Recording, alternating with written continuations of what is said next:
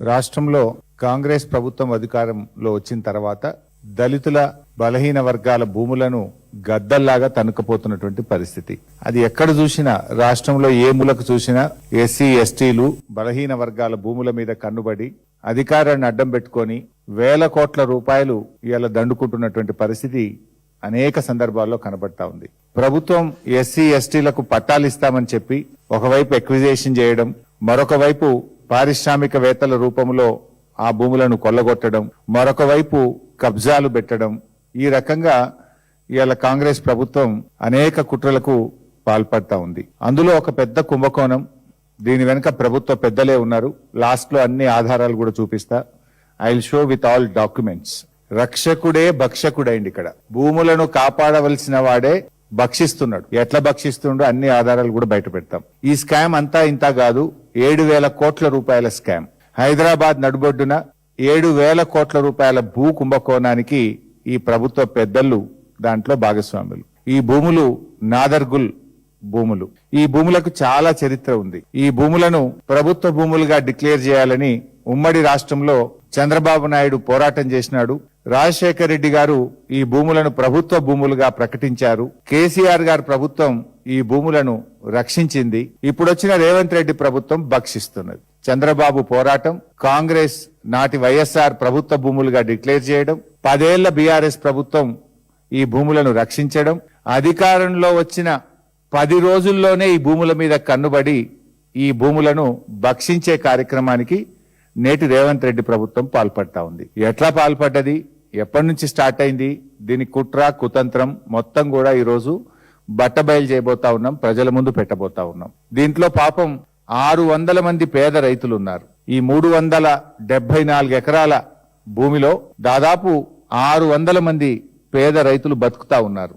తాతలు, తండ్రులు, పిల్లల కాడ నుంచి బతుకుతా ఉన్నారు. ఇలా వాళ్ళ భూముల్లోకి వాళ్ళని పోనీయకుండా బౌన్సర్లను పెట్టి పోలీసుల చేత దాడి చేయిస్తూ అక్రమ కేసులు పెడుతూ పేద రైతుల్ని భయభ్రాంతులకు గురి చేస్తా ఉన్నారు. నాదర్గుల్ భూములు శివరాజ్ బహదూర్ అనేటువంటి వ్యక్తి ఈ భూములు తనకు చెందినవిగా, నిజాం నుంచి తనకు వచ్చినట్టుగా మరి శివరాజ్ బహదూర్ గారు ఈ భూములను చాలా సంవత్సరాల నుంచి క్లెయిమ్ చేస్తా ఉన్నారు. అయితే శివరాజ్ బహదూర్ గారికి సంబంధించి మరి వేరియస్ కోర్ట్స్ లో కేసులు జరుగుతా ఉండే.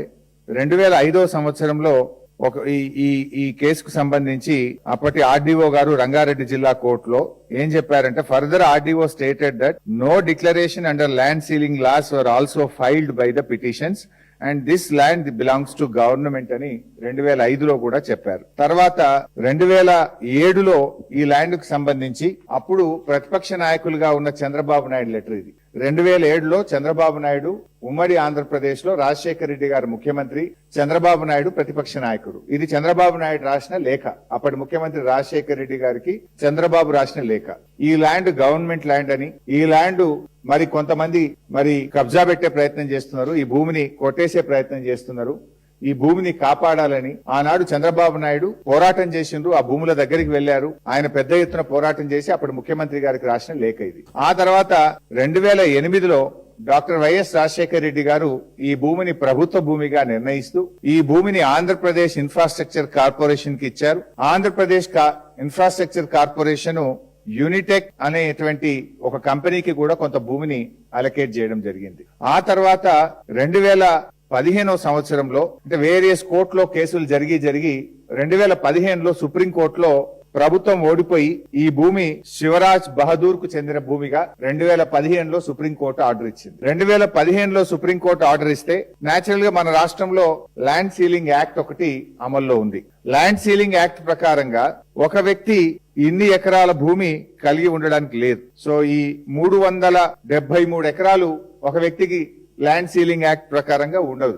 అయితే 2015లో సుప్రీంకోర్టు ఈ భూమి శివరాజ్ బహదూర్ కు చెందిన భూమిగా సుప్రీంకోర్టు చెప్తే 2016లో శివరాజ్ బహదూర్ కొంతమందికి ఈ భూమిని అమ్మడం జరిగింది. అల్ఫా అనే కంపెనీ, యునైటెడ్ అనే కంపెనీ, ఒమేగా అనే కంపెనీలకు 50 ఎకరాల చొప్పున ఈ భూమిని అమ్మాడు. ఆ కంపెనీలు ఆర్డీఓ దగ్గరికి వెళ్లి మాకు ల్యాండ్ కన్వర్షన్ చేయండి అని 2016లో బీఆర్ఎస్ ప్రభుత్వం ఉన్నప్పుడు దరఖాస్తు పెట్టుకున్నారు. అప్పుడు 2016లో ఉన్నటువంటి ఆర్డీఓ గారు అసలు ఈ భూమి మీకు అమ్మడం తప్పు, ల్యాండ్ సీలింగ్ యాక్ట్ ప్రకారంగా ల్యాండ్స్ డిక్లరేషన్ జరగకుండా, సీలింగ్ డిక్లరేషన్ జరగకుండా ఈ భూమిని అమ్మే హక్కు రాజ్ బహదూర్ కు లేదు, ఈ క్రయ విక్రయాలు చెల్లవు అని చెప్పి ఈ భూమిని 22A అంటే ప్రభుత్వ నిషేధిత జాబితాలో ఈ భూమిని పెట్టడం జరిగింది. 22A పెట్టి ఈ భూమిలో ఎలాంటి క్రయ విక్రయాలు చెల్లవు, ఇది ల్యాండ్ సీలింగ్ యాక్ట్ పరిధిలోకి వస్తుందని 2016లో బీఆర్ఎస్ ప్రభుత్వం నిషేధిత జాబితాలో ఈ భూముల్ని పెట్టడం జరిగింది. దాని మీద వీళ్ళు హైకోర్టుకు పోయినారు. ఆర్డీఓ గారు మాకు భూములు కన్వర్షన్ చేయమంటే చేయలేదు, మా భూమిని మేము కొనుక్కున్న దాన్ని నిషేధిత జాబితాలో పెట్టారని వీళ్ళు హైకోర్టుకు పోయినారు. హైకోర్టులో 12 ఫిబ్రవరి 2020న హైకోర్టు చాలా స్పష్టంగా ఏం చెప్పిందంటే ఆర్డీఓ గారి నిర్ణయం సరి అయినటువంటి నిర్ణయం. ఆర్డీఓ గారు చెప్పిన ప్రకారంగా ల్యాండ్ సీలింగ్ యాక్ట్ ప్రకారంగా ఈ భూమి అమ్మడానికి వీల్లేదు అని చెప్పి ఆర్డీఓ గారి నిర్ణయం మీద సింగిల్ బెంచ్ హైకోర్టు ఏ రోజంటే 12 ఫిబ్రవరి 2020 ఏం చెప్పింది ఆ హైకోర్టు అంటే, in either of the contingencies unless such declaration is filed and proceedings are concluded, no transaction should take place in the land and any such transaction would amount to contravention of the provisions of the act, and in such a case it can also result in initiation of prosecution against the owner of the land.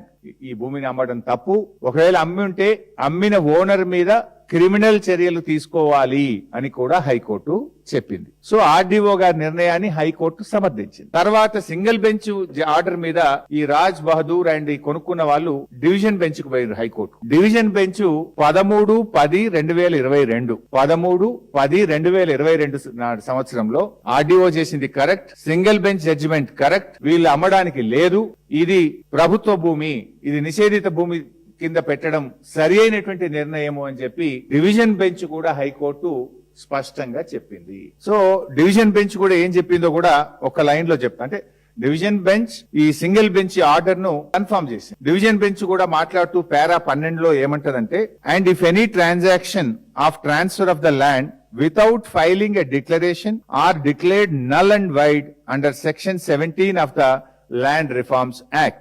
Land reform act section 17 కింద మీరు land ceiling declaration ఇవ్వకుండా RDO గారు, అంటే RDO is the authority, LRT is the RDO is the custodian. So ఆ tribunal order లేకుండా మీరు భూమి అమ్మితే అది చెల్లదు, నల్ అండ్ వైడ్, చిత్తు కాగితాలతో సమానము అని డివిజన్ బెంచ్ కూడా స్పష్టంగా హైకోర్టు ఏ రోజు ఇచ్చిందంటే division bench 13/10/2022. So division bench order ఇచ్చిన తర్వాత వీళ్ళు సుప్రీం కోర్టుకు పోయింది. సుప్రీం కోర్టుకి ఎప్పుడు పోయినరు అంటే 2/9/2023. ఇప్పుడు ఆ మ్యాటర్ సుప్రీం కోర్టులో పెండింగ్ లో. సుప్రీం కోర్టు ఎలాంటి స్టే కూడా ఇవ్వలేదు. ఇన్ఫాక్ట్ సుప్రీం కోర్టులో ఏం జరిగిందో కూడా చెప్తా.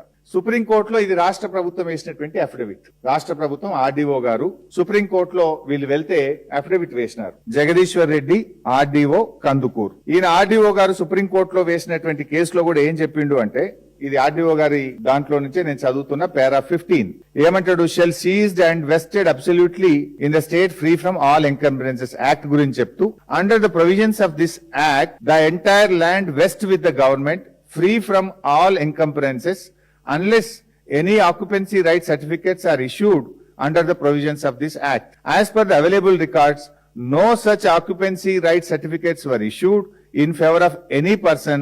As such, the land is treated as government land. As such, the land is treated as government land. And ఎవరు చెప్పిండ్రు? మన ఆర్డీఓ గారు సుప్రీం కోర్టులో వేసిండ్రు. ఎవరు పోయింది సుప్రీం కోర్టుకు? ఈ భూమిని కొనుక్కున్నటువంటి వాళ్ళు, ఈ రాజ్ బహదూర్ ఎవరికైతే ముగ్గురికి ఈ భూమిని అమ్మిండో ఆ భూమిని కొనుక్కున్న వాళ్ళు ఆర్డీఓ దగ్గర పోతే ఆర్డీఓ ఇది చెల్లదు అని కొట్టేసిండు. హైకోర్టు సింగిల్ బెంచ్ దగ్గర పోతే చెల్లదు అని కొట్టేసింది. హైకోర్టు డివిజన్ బెంచ్ దగ్గర పోతే చెల్లదు అని కొట్టేసింది. సుప్రీంకోర్టు పోయి స్టే అడిగితే సుప్రీంకోర్టు స్టే ఇవ్వలేదు. సుప్రీంకోర్టులో ప్రభుత్వం తరఫున ఆర్డీఓ ఏమనేసిండు, ఇది గవర్నమెంట్ ల్యాండ్, వీనికి రాదు, ఇది Raj Bahadur land ceiling declaration file చేయలేదు, రాజ్ బహదూర్ డిక్లేర్ చేయకుండా రాజ్ బహదూర్ అమ్మడానికి హక్కు లేదు, రాజ్ బహదూర్ అమ్మిన అన్ని కూడా నల్ అండ్ వైడ్ అని ఆర్డీఓ గారు సుప్రీంకోర్టులో వేసినటువంటి అఫిడవిట్. దెన్ ఇప్పుడున్న రాష్ట్ర ప్రభుత్వం, నేను వీళ్ళేదో భూభారతి అని పెట్టింది కదా, పొద్దున భూభారతి వెబ్సైట్ పోయి ప్రింట్అవుట్ తీసిన, ఈ రోజు యాజ్ అండ్ టుడే ఇవాళ పొద్దున తీసిన ప్రింట్అవుట్. భూభారతి వెబ్సైట్ లో ఈ ల్యాండ్ గురించి ఏం చెప్తున్నారు? రంగారెడ్డి జిల్లా బాలాపూర్ మండల్ నాదర్గుల్ గ్రామము, సర్వే నంబర్ పాతది 613, కొత్తది 119, 373 ఎకరాలు గవర్నమెంట్ ల్యాండ్. ఇది ఈ రోజు భూభారతిలో వీళ్ళ డాక్యుమెంట్ ప్రకారం ఇది government land, not my document. ఈ రోజు పొద్దున భూభారతిలో ప్రింట్అవుట్ చేస్తే ఇది గవర్నమెంట్ ల్యాండ్ గా ఇది ప్రింట్అవుట్ లో వచ్చింది. ఇకపోతే యాక్ట్ ఏం చెప్తుంది? ఇవన్నీ కూడా నేను చెప్పాను ఇప్పటికే, మళ్ళీ ఒకసారి సింపుల్ గా చెప్తాను. సెక్షన్ ల్యాండ్ సీలింగ్ యాక్ట్ అనేటువంటిది ఇది, this is the land ceiling act. ఇది తెలంగాణ ల్యాండ్ సీలింగ్ యాక్ట్. ఇది దిస్ నాట్ మై స్టోరీ. ఇది 1973లో వచ్చినటువంటి ల్యాండ్ సీలింగ్ యాక్ట్. ఈ ల్యాండ్ సీలింగ్ యాక్ట్ ప్రకారంగా సెక్షన్ 8 ఏం చెప్తుందంటే, ఎవరైనా రైతు సెక్షన్ 8 ప్రకారంగా 50 ఎకరాలు, అంటే ఒక్కొక్క జిల్లాలో ఒకటి ఉంది. మహబూబ్ నగర్, రంగారెడ్డి, మెదక్ 54 ఎకరాలు ఉన్నట్టుంది. ఆదిలాబాద్ పోతే 70 ఐ థింక్. సో ఎవరైనా అంతకు మించిన ల్యాండ్ కలిగి ఉంటే వెంటనే తను డిక్లరేషన్ ఇవ్వాలి అని సెక్షన్ 8 చెప్తుంది. సెక్షన్ 18 కూడా ఏం చెప్తుంది? ఎవరైనా కొనుక్కున్నా తను కూడా కొనుక్కోవడం ద్వారా వచ్చిన భూమి కూడా సెక్షన్ 18 ప్రకారంగా ల్యాండ్ సీలింగ్ డిక్లరేషన్ ఇవ్వాలి. సెక్షన్ 17 ల్యాండ్ సీలింగ్ యాక్ట్ ఏం చెప్తుంది అంటే, ఎవరు కూడా ల్యాండ్ సీలింగ్ డిక్లరేషన్ కాకుండా భూమిని అమ్మరాదు, గిఫ్ట్ గా ఇవ్వరాదు, ఎక్స్చేంజ్ కింద తీసుకోరాదు. తీసుకుంటే కూడా అది చెల్లని చిత్తు కాగితంతో సమానము. It is null and wide అని ల్యాండ్ సీలింగ్ యాక్ట్ సెక్షన్ 17 కూడా చెప్తుంది. సెక్షన్ 19 ల్యాండ్ సీలింగ్ యాక్ట్ కూడా ఏం చెప్తుందంటే, ఏదైనా రిజిస్ట్రేషన్స్, సేల్ డీడ్స్ ఏదైనా జరిగితే కూడా అవేవి కూడా చెల్లవు. ఆ రిజిస్ట్రేషన్స్, సేల్ డీడ్స్ ఏదైనా చేయాలంటే కూడా డిక్లరేషన్ ఉంటేనే చేయాలి తప్ప చేయడానికి వీల్లేదు అని చెప్పి కూడా సెక్షన్ 19 కూడా చాలా స్పష్టంగా చెప్తుంది. ఇవన్నీ రూల్స్.